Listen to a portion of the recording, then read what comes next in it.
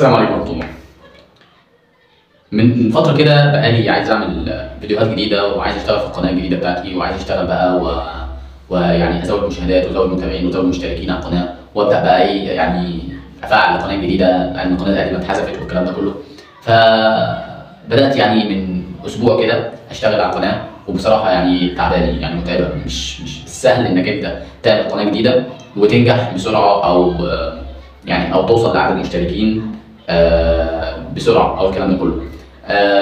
ففكرت يعني في فيديوهات جديده وفكرت في مشروع جديد وفكرت في اسم جديد للقناه وفكرت في المحتوى اغير المحتوى وفكرت في حاجات كتيره جدا في دماغي لحد ما دماغي بقى فيها هوس كبير قوي جدا جدا، وبصراحه ما بقتش عارف اعمل ايه. ممكن تلاقيني مثلا اسهر يعني اقعد على النت او اقعد على اليوتيوب او اقعد على على التليفون مثلا من الساعه مثلا يعني 3 4 ساعات 5 6 ساعات، وفي الاخر يا دوب ممكن تجيب لك مشاهدتين 3 4. لو بصيتوا كمان في المشاهدات عندي على القناه هتعرفوا الكلام ده كويس وهتلاحظوه كويس جدا جدا. وكمان لو بصيتوا على الفيديوهات بتاعتي هتلاقوا ممكن فيديوهين 3 في منهم فيديو كويس او فيديوهين كويسين، ويعني لسه القناه ما بداتش، ولسه فعليا لحد دلوقتي بالفيديو ده اللي انا بكلمكم فيه لسه القناه ما بداتش. مش علشان قله تفاعل الناس او الكلام ده كله، لا، علشان غلط مني انا شخصيا، والغلط ده يعني يكاد يكون مترتب في حاجات كتيره جدا جدا. ونصيحه مني ليك ما تعملش زيي لان انا بجد عندي يعني حاجات كتيره جدا جدا في دماغي ومش عارف اعمل ايه. مش عارف اعمل ايه بسبب تراكم الافكار وبسبب ان انا مش عارف ارتب افكاري وبسبب ان انا عايز انجح بسرعه، يعني هموت وانجح، هموت وازود عدد المشتركين وازود المتابعين وازود المشاهدات وازود واشتغل بقى وابقى زي الناس اليوتيوبرز الكبار دول ويبقى عندي بقى مشاهدات كتير جدا جدا. يعني مثلا عندك احمد ابو زيد اول امبارح عمل فيديو 230 بقى 700 بقى 800 الف بقى، مش 800 مشاهده ولا 3 مشاهدات زي الناس العبيطه ديت. فببص على المحتوى مثلا بتاع ناس كبيره جدا دي بلاقي العنوان بسيط، حاجه بسيطه ومش محتاج ان هو بقى يحط صوره مصوره ايه ولا يشرح ايه ولا بتاع ولا الكلام ده كله. لكن لو بصيت انت على الناس الكبيره ديت الواحد فيهم عنده 5 6 مليون او 8 مليون، فهو مش محتاج اصلا يعني خلاص. لكن ده من مجهود سنين كتيره جدا فاتت وعدت خلاص، فهو مش محتاج بقى بيشتغل على الماضي او بيشتغل على المجهود اللي هو عمله قبل كده. فما تبصش على النجاحات الكبيره دي وتقول لنفسك لا انا مش ناجح، لا انا مش هعمل، لا انا مش هقدر اوصل للناس ديت. لا، كل واحد وفكر مختلف، كل واحد ونجاحه مختلف، كل واحد وطريقته مختلفه في اداء الفيديوهات وفي توصيل الفكره بتاعته للناس. الناس دي اشتغلت مش سنه ولا سنتين ولا شهر ولا شهرين ولا الكلام ده كله. احمد ابو زيد اشتغل على نفسه ما لا يقل عن 12 سنه علشان يوصل بس لعدد المشتركين اللي انتم شايفينه ده، واتكلم في حاجات كتيره جدا. انت بص لنفسك، مالكش دعوه بحد، مالكش دعوه باي حاجه. رتب افكارك، ظبط فيديوهاتك، اشتغل على نفسك كويس وحاول توصل معلومه حقيقيه للناس. الناس يعني تاخدها منك بصدر رحب، الناس عايزه حاجه يعني عايزه حقيقه، عايزه الواقع. وبرضه في مثل بيقول لك ايه، فقد الشيء لا يعطيه. يعني انت ما تروحش تاخد مثلا كلمتين من على الفيس ولا كلمتين من حد قايلهم ولا جملتين مش عارف من ايه ولا خبر شائع ولا الكلام ده كله وتنشره وخلاص. حاول تكون معلوماتك دقيقه وحاول تكون صادق في كلامك، وحاول ما تاخدش حاجه من مصادر يعني مختلفه او مصادر يعني غير صادقه. يعني حاول تكون المعلومه بتاعتك من الكتب، من مصادر موثوق منها، مفيده يعني، وحط تحت مفيده دي 5 6000 خط. ليه بقى؟ لان الناس دلوقتي بتقدم حاجه يعني قمه التفاهه وبيبقوا مشهورين جدا. ما تبصش على الناس دي، يعني انا بقول لنفسي قبل ما اقول لكم ما تبصش على الناس التافهه دي علشان هيتعبوك وهتزهق وهتمل من الحاجات دي. حاول تحدد هدفك، ده اول شيء بقوله لك دلوقتي، بقوله لنفسي. حاول تحدد هدفك، حاول تمشي على نمط معين واحد، ما تحاولش تتلخبط ما بين ده وما بين ده. حاول ترتب افكارك، حاول تكون مصادرك موثوق منها، حاول تكون معلوماتك مفيده ومهمه. ده طبعا يعني شيء اعتز بيه جدا وشيء بحترمه كويس جدا جدا، وبقدر الناس اللي بتعمل كده بصراحه. وبصراحه يعني انا شفت فيديوهات ناس اشتغلت على نفسها وعملت الكلام ده، قد ايه هم فعلا تعبانين على الكلام ده. لانك انت علشان تقدم معلومه او توصل معلومه للناس محتاج تشتغل عليها كويس جدا. محتاج انك انت يعني تدور وتذاكر وتشوف المعلومه دي موثوق منها ولا لا، وتشوف الكلام ده صادق ولا لا. وتبحث بقى. يعني بصراحه مش بالسهل انك انت تعمل فيديو كده وخلاص. وهقول لك كمان حاجه. ربنا سبحانه وتعالى قال: بسم الله الرحمن الرحيم، وابتغ فيما اتاك الله الدار الاخره ولا تنس نصيبك من الدنيا واحسن كما احسن الله اليك. الايه دي بتقول لك حاجات كتيره جدا، فيها معاني كتيره جدا. مش عايز اشغلكم بشرح الايه او ما الى غير ذلك، لكن ربنا سبحانه وتعالى انعم عليك بنعمه العقل، فانت ما تسيئش للناس بانك انت تقدم لهم معلومه غير صادقه او الكلام ده كله او ما الى غير ذلك. كمان يعني حاول انك انت يكون تفكيرك او تكون تجربتك للناس تجربه صادقه وتجربه مفيده، لانك انت هتتسال عن الكلام ده، ولان ربنا سبحانه وتعالى بيقول للرسل قبل ما يقول لنا احنا: بسم الله الرحمن الرحيم، ولا نسالن الذين ارسل اليهم ولا نسالن المرسلين. صدق الله العظيم. يعني ربنا سبحانه وتعالى هيسال الرسل، هيجيبهم كده يوم القيامه وهيسالهم قبل ما يسالك انت شخصيا. هيسالهم انتوا رحتوا لمين وعملتوا ايه وبلغتهم الرساله ازاي وطريقه الرساله وصلت ولا لا والكلام ده كله. انت المرسل اليه، وصلتك الرساله؟ خدتها ازاي؟ استلمتها ازاي؟ عملت ايه فيها؟ الكلام ده كله. فمفيش حد ما وصلتوش الرساله دلوقتي. محدش وصلتوش الرساله، الصدق والامانه والاخلاص وما الى غير ذلك من الكلام ده كله وصلتك الرساله. فربنا سبحانه وتعالى هيجي يوم القيامه كده وهيجيبك، هيجيب الرسل: بلغتوه؟ بلغناه. وصلته الرساله. طيب جات لك الرساله؟ جات لي الرساله. وصلتك؟ كل حاجه زي ما بيقولوا كده على عينك يا تاجر. كل حاجه مكتوبه وموجوده في الكتب، وطبعا احنا في غنى عن الباقي بقى. حاول ما تاخدش المعلومات الكتيره او ما تقعدش قدام اليوتيوب او قدام يعني حاول برضه يكون عندك صبر. بصراحه حاول يكون عندك صبر على انك انت تقدم معلومه كويسه، على انك انت تقدم معلومه مفيده والكلام ده كله. حاول يكون عندك صبر. حاول ما تقعش في الغلط اللي الناس قبلك غلطت فيه. ما تحاولش تجر نفسك للرذيله. في مثل بيقول لك: المشتت لا يصل. انت دلوقتي قدامك 5-6 صناديق وقدامك 50-60 حاجه، فانت مش عارف تاخد ايه لايه، او مش عارف تاخد، يعني محتار ما بين دول وما بين دول. حاول تحدد هدفك، انت عايز ايه من الصناديق دي علشان تستفاد بيه. فلو انت بصيت بعينك دي جوه الصناديق دي كلها وقلت عايز ده وعايز ده وعايز ده وعايز ده، مش هتوصل لاي حاجه فيهم. ففي حاجه كمان عايز اقول لك عليها. يعني حاول كل ما ربنا يكرمك بفكره، حاول يا اما تكتبها يا اما تصورها، حاجه من الاثنين. الفكره اهم حاجه، ما تضيعش منك، ما تسيبهاش تضيع.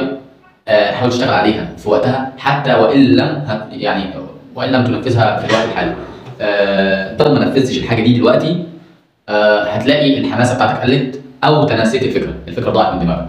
هترجع بعد كده تدور على الفكره من تاني، تلاقي الموضوع رجع تاني زي الاول، تلاقي دماغك فضيت، مفيش افكارك ضاعت، افكارك طارت في الهواء. عامله زي بالظبط يعني مثال الورده اللي هي انت بتقطفها كده، تمام؟ و يا اما انك انت تقدم الورده دي، يا اما انك انت ما تقطفهاش. ليه بقى؟ لانك انت لما بتقطف الورده وتسيبها تركنها على جنب، خلاص بتضيع، بتزبل، بتدوب، بيبقى ليها وقت كده والورده بتروح ريحتها. فالافكار زي الورده، ان استغلتها في وقتها فبتبقى كويسه، لو ما استغلتهاش في وقتها فبتزبل ريحتها بتبوظ يعني. حاول كمان انك انت لما يكون عندك في حاجه، يعني لما تعمل فيديو حاول تختار طريقه النشر او وقت النشر بتاعه او اسلوب النشر، او بمعنى اصح تعرف تنشر صح الفيديوهات بتاعتك وتشتغل عليها، لان كل حاجه وليها وقتها. يعني انت مثلا يعني ممكن تبقى عامل فيديو بيرفكت 100% وشغال عليه كويس جدا جدا جدا و100 فل 14، لكن مفيش صوره مصغره، مفيش اضاءه، مفيش تصوير حلو، الكلام ده كله بايظ وواقع منك. ووقت النشر ما بتنشرش هي والناس اكتف، هي والناس متفاعله في الوقت اللي انت عايز تنشر فيه، بتنشر في وقت تاني خالص. يعني مثلا 2 بالليل، 3 بالليل، 6 الصبح، مش عارف 12. كل حاجه وليها وقتها، العصر، الكلام ده كله في وقت. الناس بيبقى في وقت الذروه على النت وعلى الفيس وعلى الكلام ده كله يعني بقوه شديده جدا جدا متواجده يعني. وبرضه انا عايز اقول لك حاجه، لو الفيديو بتاعك كويس الناس هتتابعه وهتشاهده وهتبقى معاك دايما متواصله، لكن ما تبصش على الفيديو بتاعك انك انت غلط في النشر، غلط في الاداء، غلط في التوزيع، غلط في كل حاجه، وتيجي تبص زي ما بقول لك طب ليه؟ عشان انت ما اشتغلتش صح. كمان ما تنساش انك انت ما تخليش نفسك تبقى قاعد على النت او قاعد على التليفون لفتره كبيره، لان ده بيعمل فراغ للدماغ او فراغ للعقل. يعني بيبقى مديك حاله زهق، حاله ملل، حاله اكتئاب، بيلخبط افكارك، بيشتتك، بيعمل ميكس لخبطيطه في كذا حاجه كده في الدماغ، ما بيبقاش مخليك مركز. القعده الكبيره او كتير جدا على التليفون بتبقى مش حلوه خالص، بتبقى في حاجات كتير جدا عكسيه سلبيه مش ايجابيه على البني ادم اللي هو قاعد على التليفون او المستمر على التليفون. دي حاجه. الحاجه الثانيه اللي انا عايز اقول لك عليها كمان، انك انت ما تبقاش مصادرك كلها زي ما بقول لك كده من على النت. حاول تخلي في كتب، حاول لو انت هتعمل بحث عن حاجه او هتقرا حاجه او الكلام ده كله، يعني يفضل انك انت ما تقراش من على التليفون، لان التليفون صعب شويه. لو لقيت في امكانيه انك انت تعمل يعني تصور يعني الكلام ده تعمله في ورقه خارج التليفون، يعني في يعني بعد ما الدنيا اتطورت دلوقتي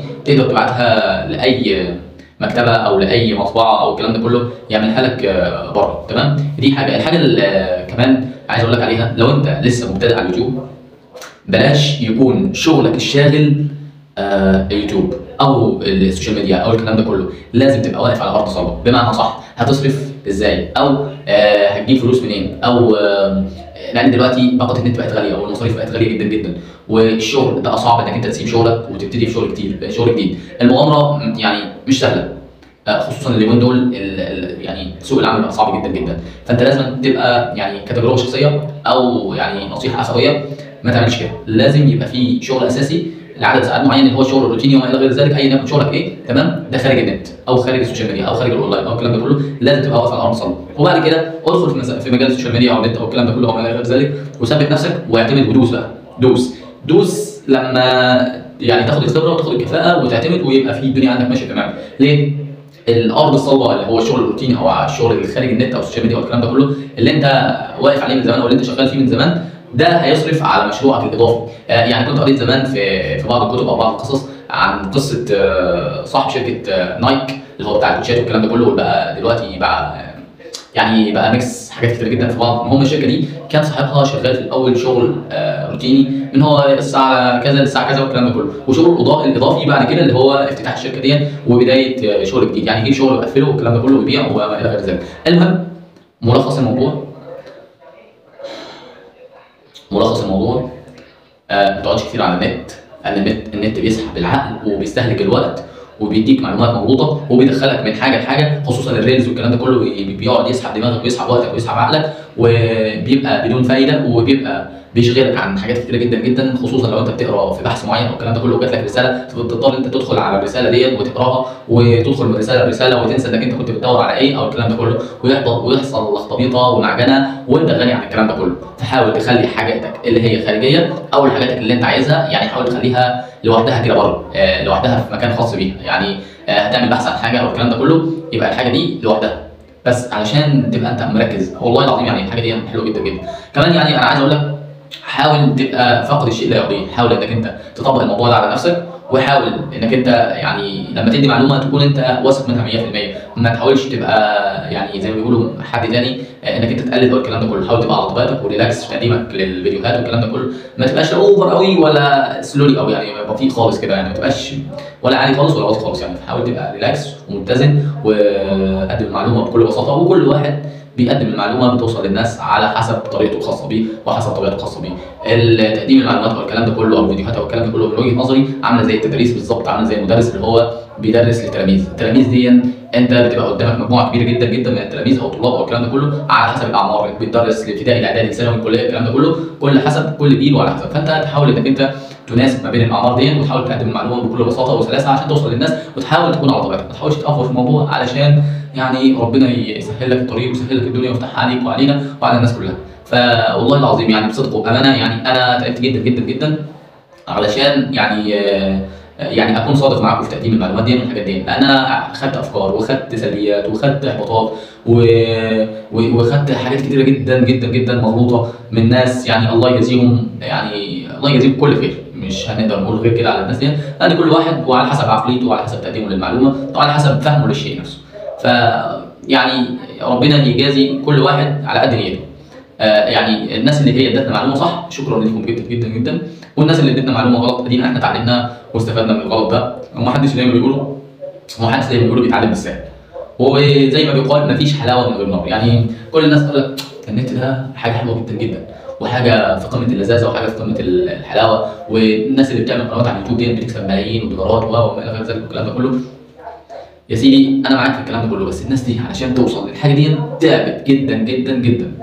يعني انا كانت معايا قناه قبل دي، تمام؟ القناه دي وصلت لعدد مشاهدات وعدد مشتركين حلو جدا جدا، ولكن وللاسف اتحذفت. ودي كانت بالنسبه لي معضله كبيره جدا جدا، وكان المفترض ان انا اتوقف وابطل شغل وما اشتغلش تاني واقف على كده، لكن الحمد لله بدات من جديد، والحمد لله يعني مستني الدعم من الناس، بس مستني الدعم من الناس، ولكني يعني مش هبطل اقدم معلومه للناس، مش هبطل ان انا يعني اعمل فيديوهات والكلام ده كله، لان انا يعني حبيت المجال ده وحبيت ان انا افيد الناس، وحبيت ان انا اخرج اللي جوايا. لان انا كنت قبل كده قبل اليوتيوب والكلام ده كله كان عندي يعني زي ما تقول نوت كنت بقدم فيها، بكتب فيها يومياتي وبكتب فيها افكاري وبكتب فيها معلوماتي، وكانت حاجه بالنسبه لي انا يعني حاجه حلوه وحاجه جميله. لكن حبيت ان انا اشتغل على نفسي واطور واتكلم واعمل حاجات اكتر علشان يعني اطلع افكار اكتر واخرج طاقتي اللي جوايا، واستخدم برضه زي ما احنا بنقول برضه استخدم عقلي في رزقي، في اكل عيشي، في ان انا اريح نفسي. لان زي ما بيقولوا الدراع طول عمره لو صحتك ما هتبقى زي ما هي، طول عمرك شغال عند الناس. فكره صعبه جدا جدا بالنسبه لي انا وبالنسبه لاي حد عايز يبقى معاه شغل خاص. وربنا سبحانه وتعالى لما قال ولقد كرمنا بني ادم على العالمين، علشان ربنا ادانا عقل بنفكر فيه بيه وعشان نستخدمه صح. فطالما ربنا اداك عقل بتفكر فيه بيه فاستخدمه صح، وقدم معلومه صحيحه، وفيد الناس زي ما انت بتستفيد من نفسك ومن عقلك، وبيكون عندك مهارات وخبرات وحاجات مكتسبه من عقلك ومن ماضيك ومن المستقبل اللي انت عايش فيه والكلام ده كله. فعلشان تعمل فيديو او علشان توصل حاجه للناس لازم تتعب فيها، ولازم توصلها بطريقه كويسه علشان تلاقي رزقها، علشان بعد كده ما تزعلش. ان الله لا يضيع اجر من احسن عملا، صدق الله العظيم.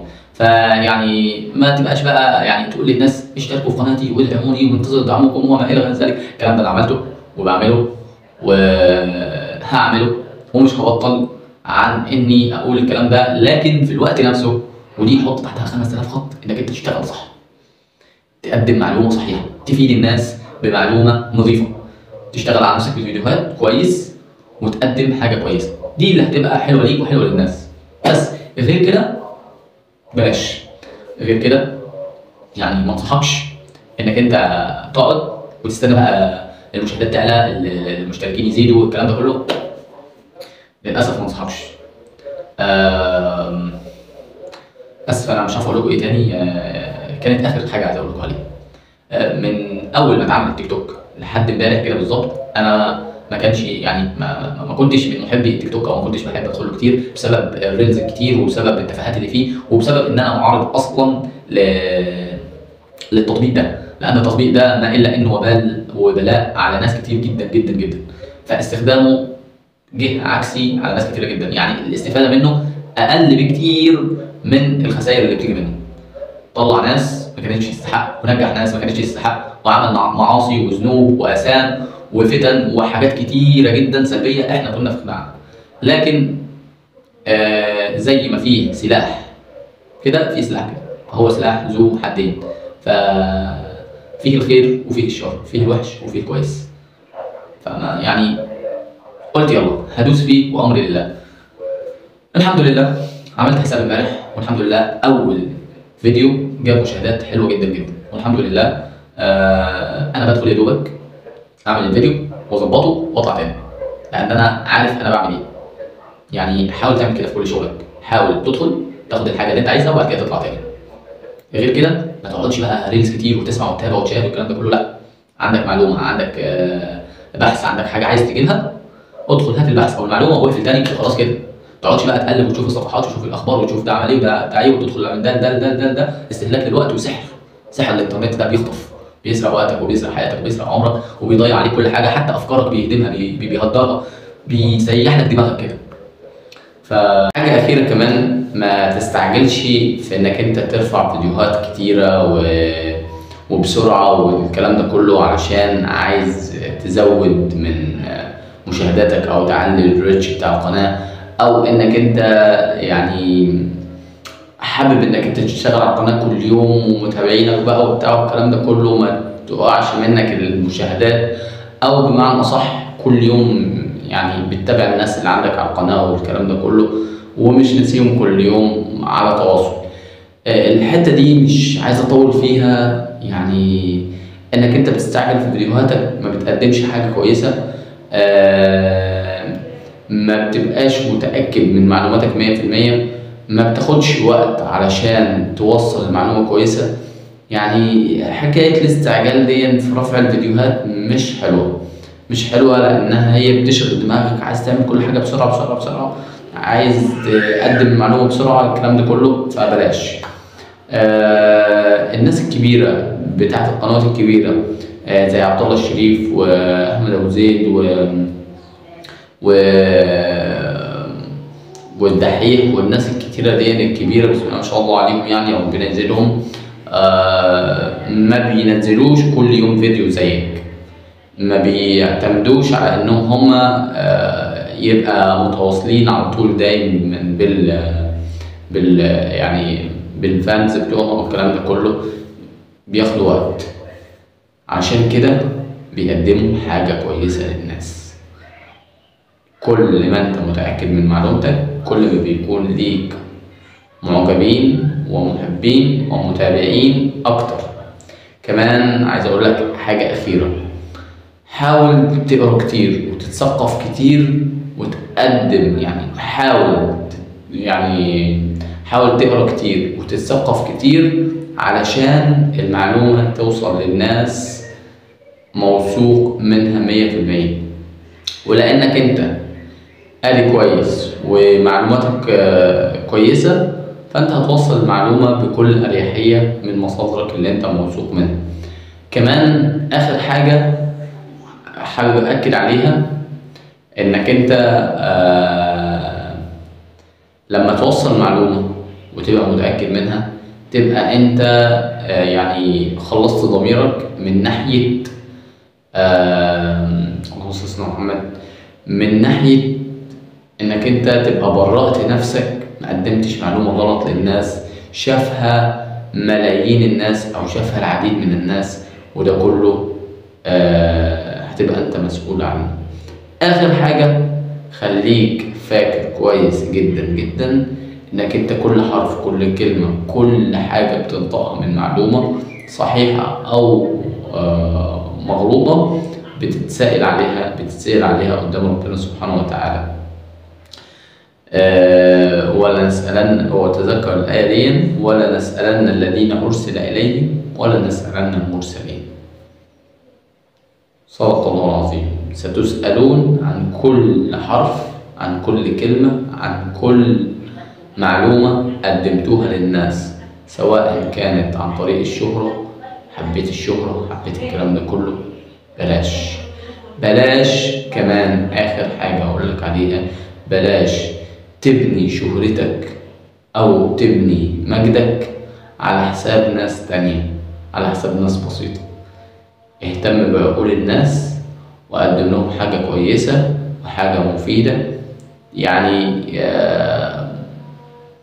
تفيدهم دنيا وآخرة، وتكون صدقة ليك دنيا وآخرة.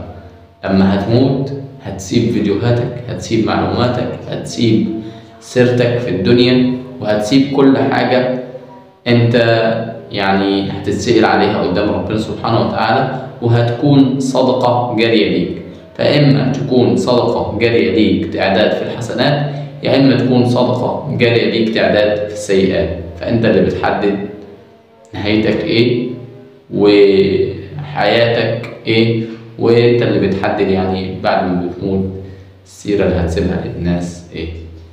فحاول إنك أنت تغتنم حياتك قبل وفاتك أو قبل مماتك. وشكرا، والسلام عليكم ورحمة الله.